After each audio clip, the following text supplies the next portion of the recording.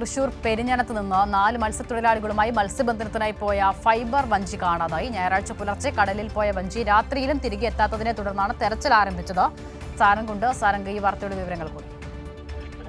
ഇന്നലെയാണ് ഇത്തരത്തിൽ ഒരു മത്സ്യബന്ധനത്തിനായി പോയ ഫൈബർ വഞ്ചിയെ കാണാതാകുന്നത്. രാത്രിയോടുകൂടി പോയ വഞ്ചി പിന്നീട് തിരികെ എത്താതിരുന്നതിനെ തുടർന്നാണ് ഈ അവിടുത്തെ തന്നെ മത്സ്യത്തൊഴിലാളികളടക്കം വിവരങ്ങൾ പോലീസിനെയും അതുപോലെ തന്നെ മറ്റ് ബന്ധപ്പെട്ട അധികൃതരെയും അറിയിച്ചത്.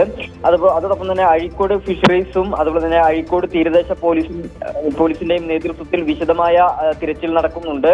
പ്രധാനമായും ഇന്നലെ കടലിൽ മൂടൽമഞ്ഞ് അനുഭവപ്പെടുന്ന സാഹചര്യവും അതുപോലെ അത്തരത്തിൽ യാത്രയ്ക്കുള്ള വലിയ സാഹചര്യങ്ങൾ ദുസ്സഹമായ സാഹചര്യങ്ങളായിരുന്നു. അതിനിടയിൽ ഏതെങ്കിലും തരത്തിലുള്ള അപകടം പറ്റിയിട്ടുണ്ടോ എന്നാണ് നിലവിൽ പരിശോധിച്ചുകൊണ്ടിരിക്കുന്നത്. എന്തായാലും ഈ കടലിൽ വഞ്ചിയിൽ യാത്ര ചെയ്ത അംഗങ്ങളെ ഇതുവരെയായിട്ടും കണ്ടെത്താൻ സാധിച്ചിട്ടില്ല.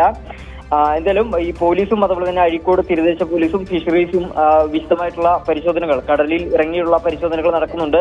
ഇതുവരെയും അവരെ കണ്ടെത്താൻ സാധിച്ചിട്ടില്ല. സാരംഗാണ് വിവരങ്ങൾ.